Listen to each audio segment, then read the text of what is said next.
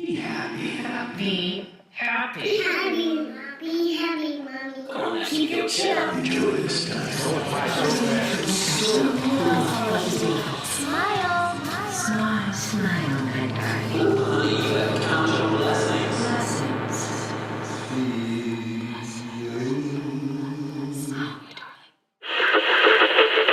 Welcome to Creative Mamas Unplugged. We are your hosts. I'm Cherice Barton. And I'm Shelly Hutchinson. Creative Mamas Unplugged is a podcast where we navigate the hell out of being a creative mom with humor and heart. We will have honest conversations, Hear wise words from fellow badass mamas. and share hilarious stories around motherhood for some much-needed comic relief. Listen, motherhood is the most creative, most difficult job in the world. You are not alone, and you deserve to be happy. Welcome back. Shelly and I are thrilled to introduce our truly inspiring guest today. She's a multimedia artist, an award-winning filmmaker, director, screenwriter. Jessica O'Keefe is a creative powerhouse who directs and unites teams to craft emotionally engaging, kinetic stories from development through post-production. She's got experience in everything. She's an artist, she's a filmmaker, she's done it all. She's a mom, and she is our amazing producer. All things good, Jess. Make everybody blush. Oh, God. This is so exciting. I'm just so excited to have you here because, not only are a friend of mine and we've known each other a long time, you're a mom, you're an artist, but I think that you're a beautiful human being. And I learn a lot from you, not just on the practical side of creating art, but also as a woman and how you navigate everything. And Shelly and I, when she and I first came up with this idea, you were one of the first people that popped into my head because we had talked about doing a podcast at one point. You wanted to have me as a guest on your podcast. And that was sort of floating in the back of my mind. But I remember saying to you, Shelly, I think that there's like a huge piece of this puzzle that I might have just filled. Like, remember, I was like, I think that you need to meet Jessica. It's just been such an organic, inspiring journey for us all. Jess, yeah. I mean, the thing is about you, Jess, which I just really love, and I feel like that this is what you are always bringing to our podcast, our work together, the three of us, our conversations, our text chains, like anything that we do, you're always a yes and person. Like you're always just yes and move forward with it. And you always talk about flow with us. Like you really actually introduced, I feel like, this concept of like, let's stay in the flow. And I feel like it's such a grand concept, but you're so good at really narrowing it down to what that really means per situation. And like you will always kind of say like, yes, I like this idea. Well, then, and this is what this could look like. You really run with it. And I think I have found that so beneficial as a mom. I mean, in our creative work, we're always told to be yes and people, right? We're never told to resist and just to always kind of go forward with like, yes, and how can I make it better creatively? But as a mom, I found that so helpful to, again, kind of what Cher was saying earlier about being flexible and not putting up resistance to life, not resisting what life is bringing you, actually being able to really move with it. And like Jess always says, we're in the flow. And, I think it's just such a important part of motherhood that it's helped me with. I am grateful to both for having me be on your team. You have this way of keeping us creative without added stress because as moms and as working moms and as creatives, we're constantly battling, deadlines and things. And we have this thing and we have this project and we have this. And there's always that guilt in the back of the mind, like, oh my God, I haven't done this. Oh my God, I need to do more of this. Oh no. And I don't know, it's just always so comforting when you will write us and say, no, it's all happening in perfect timing. It's all the way it's supposed to be happening. And it is. And it has been a beautiful flow. And so we're grateful for you. Very grateful for you. I'm grateful for you. Jess, can I ask you, because I know that we always talk about how we carve out time for creativity. What are some of the things that you feel like you do, or how do you navigate that finding time outside of parenthood to be able to tend to your creative need, whether it be filmmaking, or is there anything that you do on your schedule that's pretty strict in terms of holding space for that, for your creative life? Yeah, I do carve out time. I have to now. I didn't used to have to do it. 5 a.m. is not early enough anymore. I remember hearing when I was younger about those news anchors that have to wake up at 3 a.m. And I remember thinking, that's crazy. Now I'm like, maybe that's a good idea. That's amazing. That is so admirable. I don't even know how but I understand it. I understand the concept. And, maybe I'll get to that point one day because you have a quiet house. You can focus on your work without interruption, without distraction at that time of the morning. Yeah. And sometimes the gig work, sometimes it will happen in a rush and I'm just swamped and I'll be editing. And I won't need to take, I'm substitute teaching now. There are times where I'm like, oh, I don't need that, but I have a day that this is the same schedule as the kids. And then at 4 p.m. I start taking work appointments. So I'll do work Zooms on a prospective film, or I'll take an editing job. And anywhere between 3 a.m. and 5 a.m. are good times for me to stick with my purpose of doing the creative work. I will sometimes work through the night and sometimes I won't. But I really have been working on this idea of flow that we all are working with. If I'm tired, I have to go to bed. And then I will pick it up. I'll set my alarm for about 3 a.m. and I'll go finish then so that I have it done by the deadline the next morning. Wow. You've mentioned this a couple of times when you talk about your purpose. When you talk about, I want to follow the flow of or be in purpose. Can you explain that more? Because I love that. Yeah. So my purpose is living and working in a prosperous environment where I transform the service I render to my family, community, and the world through writing, directing, editing, producing. That's beautiful. Can you say that one more time? Because I feel I need to download that in my brain a little bit. And I can send you the template because I started to make one for my kids too. Or like as how you relate to your kids or for your kids to actually to create their own. Wow. So I created a template of it for my kids too, because I found that it would alleviate my anger at outside forces. I can forgive all the rest when I think about my purpose. Mm-hmm. The intention is there and it's so beautiful. It really comes from so much in all of your heart. Yeah. And for you to like also give that to your kids and say like, this is what I'm doing and I would like for you to do this, to mirror that same heartfelt statement. And it was just a beautiful thing to see and to hear. Thank you so much for sharing that with us. Yeah, it's very inspiring. So the kids write their own purpose. You mentioned a template. What does that look like? So the template is I'm happy and grateful. And then it's my purpose is, and then it's something about living and working in a prosperous environment. And then you, for what is your service that you render? What is the service that you provide, right? And then you add that in. And like my daughter's is for singing, like singer, songwriter, musician, creator. That's what she wants from life. And so as creative mamas, we've created these creative kiddos and they have their own visions and dreams. And I remember looking at my child when it first gave birth. I felt like I went into her eyes and I knew her and she was so much more than this little baby. You know what I mean? I felt like, and that's what it is as a parent, right? We look at them and they are so big. Their brains are exploding with thoughts. They're living on planets beyond our vision. They need to also have their purpose. Growing up for me as a kid, I think I was so creative. I was always looking for relationships and connections. But really, I think what I really wanted to do was just sit down and write stories. And I found myself sometimes not in the best situations as a teenager. And my goal is with the kids is to provide them with what Cher, you talked about with Willow, encouraging her to do this purpose that she has discovered. Mm-hmm. She's a media creator and she's an editor and a producer. That's great. But it's true, isn't it? It is. They're producing shit all the time. They are. And when you empower them with those terms, then they can think about that when they're like, oh, so-and-so wasn't nice to me, or somebody just scribbled all over my work at school. I'd made this beautiful thing and you have no power. You'll never know who did it. You'll never know why they did it. You never know what kind of baggage that kid was carrying that day, whether they even knew that they were scribbling on your art, right?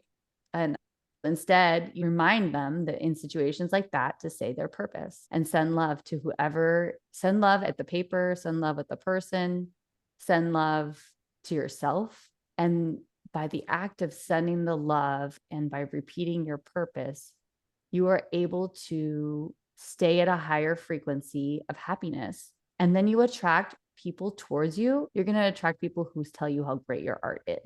Love that. It's so Yeah. true. It's so true. It's not easy. It's not easy. Oh, I tell the kids, I'm like, don't let any other thought come in your head. Just say sending love over and over and over, and you will find peace.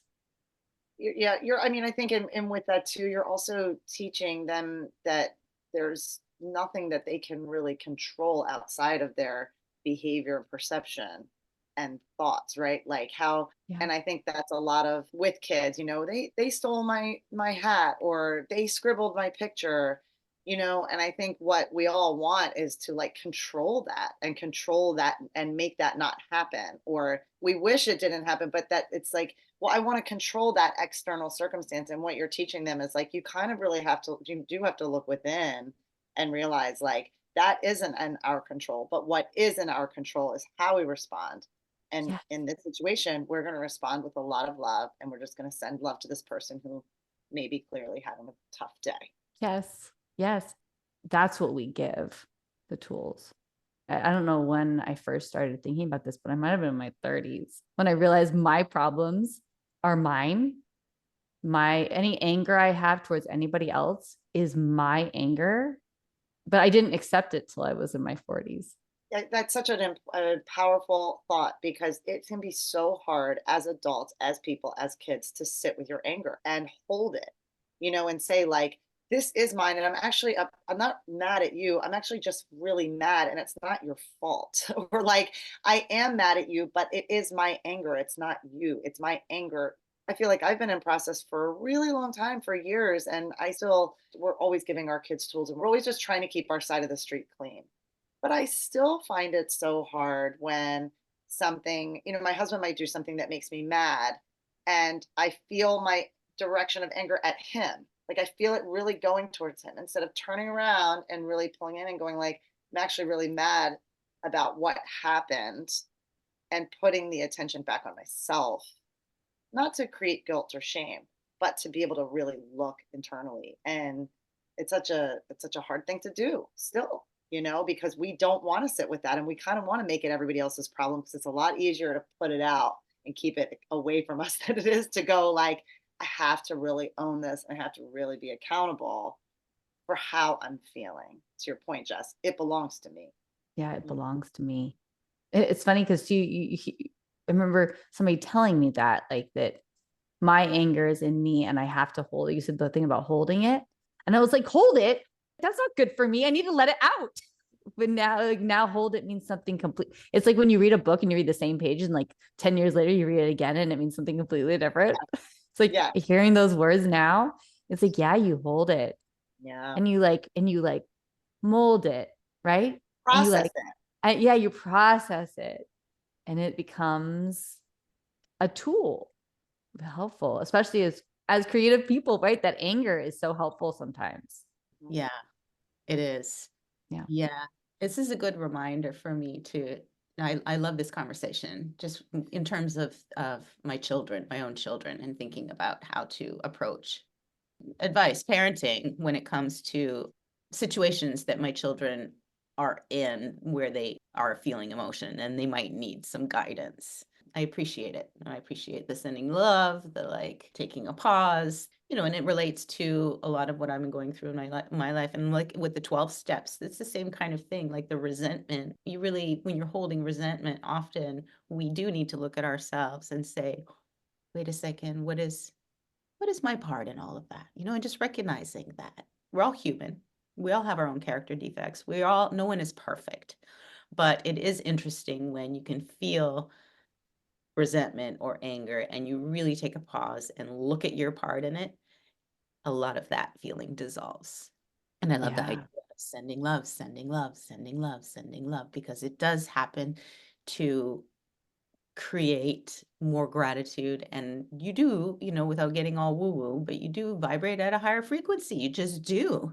You just do, and things come your way. I've had moments like that where I've really been in that space. I've really been in that vibe, and literally, like, the phone will ring and I'll be offered a job, or like it's crazy. Crazy alignment. Yes. Okay. Okay. Wait. Who else has had that happen? Oh my God. Okay. Every day. Wait, can we tell an alignment coincidence story? Yeah. We call them coincidences, but my brother and I, when we were really young, used to always ask that. Does it happen to you? Yeah, it happens to me too. And we always just that we didn't understand any of it, but we just connected on it when I was very, very young. But it's like a clairvoyance almost, right? But okay, here's my coincidence story from yesterday. This shit happens all day long and it never ceases to amaze me. Every time I'm like, you gotta be kidding me. Like, come on. So I was thinking yesterday on my way to work, I was thinking of that quote from David Bowie from and these children that you spit on as they try to change their world are immune to your okay, from Breakfast Club. So it's the David Bowie song. I can't think of the title now, but it's like at the beginning or the end of Breakfast Club. And I was thinking of that quote and how powerful it is. And it's just beautiful. And I was thinking of the story behind how Ali Sheedy had brought it to John Hughes when he was making the film. And she was like, I really think you need to use this lyric for the beginning or the end of the film or whatever it was, right? So I'm thinking of it and I'm walking into class and I unpack all my stuff and we start warm up and I face stage left to do a thing. And there's this huge water bottle there with this big sticker of that exact quote, just like staring at me in the face. And I was like, stop, pause class. Whose fucking water bottle is this? And my student who was like, oh, it's mine. I was like, I just got to tell you, this was just on my radar, like not 10 minutes ago. Like I didn't go into it, but I had to share it because I was so freaked by holding onto it by myself. I didn't know how to like stretch the hamstring on the left, everybody, and be like, what is happening? What is that? What does that mean? But things like that all day long. And I do, I've never ceased to be amazed by it, but I do think it's what you were both saying, which is like, you're in this flow and you are creating this sense of gratitude and you are just saying yes and to the universe and you're not putting up resistance to life. And you're with that, or because of that, you're saying, I'm sending all the love, I'm moving it forward and I'm sending love. And I think I always have said, I feel like it's a high five from the universe to be like, right on, sis, you're on the right track. Keep it moving. Yeah. Yes. All right, go. Story time. Yes, it is. It's that same thing is that Cher was talking about. You're thinking about someone, the phone rings and it's that client, or where you have the somebody cuts you off and they flick you off, and then you go and you're like sending them love, love, and you get all the green lights and like the parking spot opens up or whatever, and you're like, I'm so glad I didn't let that bother me. Yeah. I mean, that is every day like situation, right? How many times we were crossing the street the other night, it was dark and rainy and I was picking my kid up. This car was coming so far from me. I felt like it was like an hour later he came crossing by in his car and he was like, bitch, and like in front of my little one. And I just started laughing. I was like, well, he's having a tough day. And my youngest couldn't stop talking about it in the car. He was like, so why did he call you that? I'm like, I don't have the answer. I mean, I don't know. Like some people he's probably just really having a rough day and he was just really mad at me. Inside my head, I was like, I still couldn't tell you why. Like I wasn't even like in his way. Like but he needed to, but I didn't have an example like yours, Jess, of like where I was getting all the flow coming out of that. I kind of just went home and had to make dinner. But you went home and you made dinner. We were safe and it was fine. That's the flow. That's the flow. You got it done. Like you could have been so upset that you forgot to make dinner. Has anybody ever done that? Where like you're so upset by something that you're going around and you're thinking about the things and you're cleaning up the house and you're moving the kids and you're making sure they got their homework. And all of a sudden you're like, but we need to eat like now. So you made the dinner. Yeah, that's absolutely right. I guess you're right. Yeah. You're not staying stuck in it and stewing over it and replaying the narrative and replaying the thing in your head and getting and then it's so distracting from like the moving it forward. It's so distracting. And I've done that because I've been stewing for one reason or another and distracted and not feeling clear. And how do we get clear? We get clear through gratitude.